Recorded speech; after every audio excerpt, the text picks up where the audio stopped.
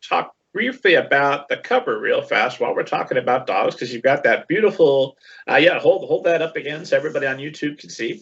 And you've got the dog right there on the cover. So of all the things that could go on the cover with a massive book like this, why the dog? Why is that the best choice? And Sara, I'll throw that one over to you, since my next questions are going to be like, what inspired you to write this book? And you won't be able to answer that one, but the cover, I assume you had quite a lot of input on. And let's also talk about how does that cover process work between you? Go on. So that's quite interesting. So as Dorothy mentioned, we've now published 3 books in the Tales of Rinland series, although you can read the books independently.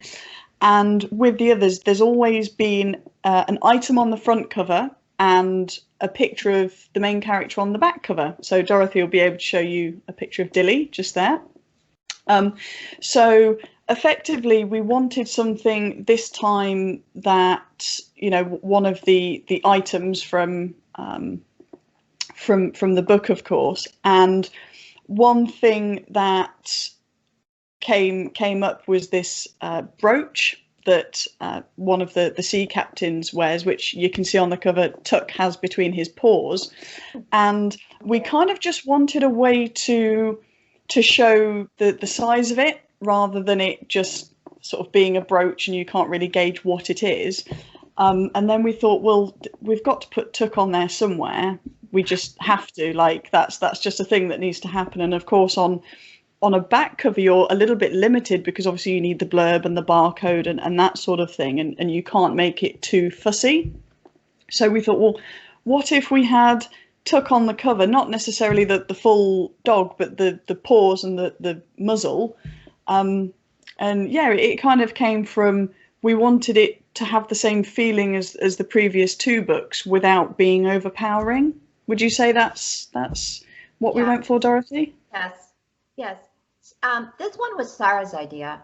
Often she asks me for ideas first, but this one, she sent me a picture of that brooch that she had found, and I thought, oh, that is gorgeous. It is so pretty. This boat between Tuck's paws, and of course Tuck has to be on the cover. It's a dog. It has to be on the cover. So yes, that was this one was Sara's idea. And Dilly on the back, that one we did talk about quite a bit. What did she look like? And I'm not very good at picturing my characters. I don't describe them a lot, and I don't care, to be perfectly truthful, unless their appearance is relevant in some way to the story.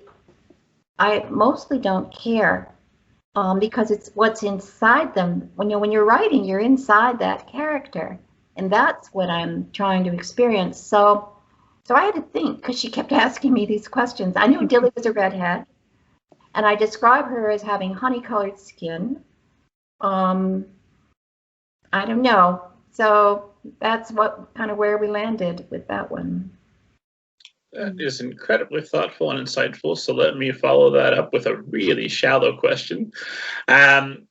What do you see when you're writing about the character, if you're not spending a lot of time thinking about their physical description? Do you have any, I'm assuming you have something in your mind that you're seeing. I'm seeing what's going on around them, what they're experiencing.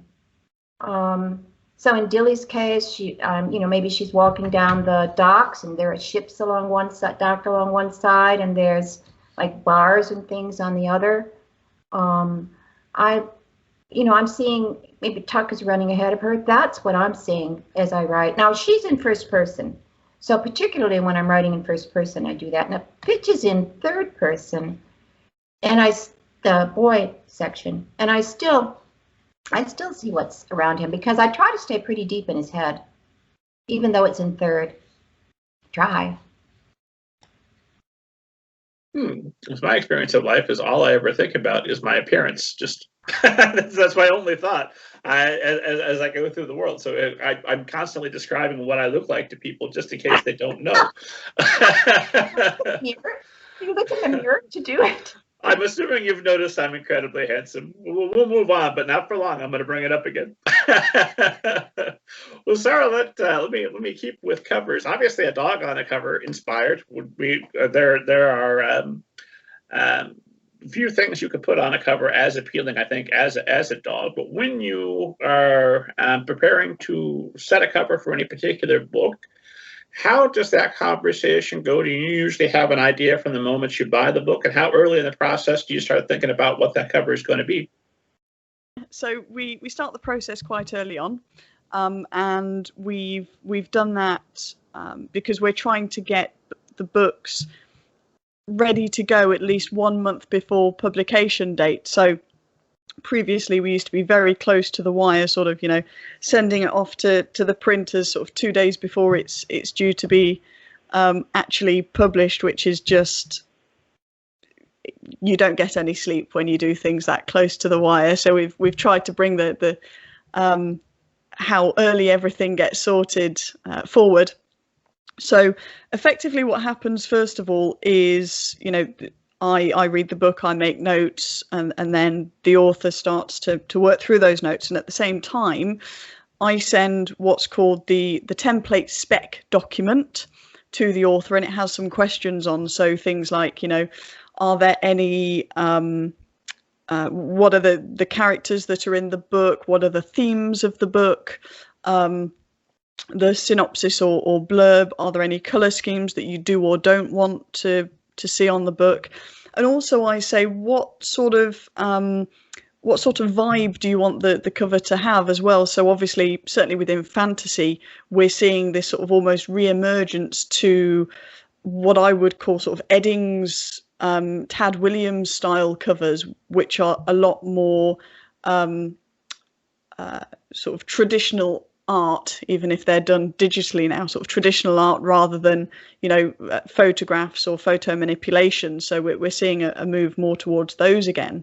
So what I say is, what kind of covers do you like the look of?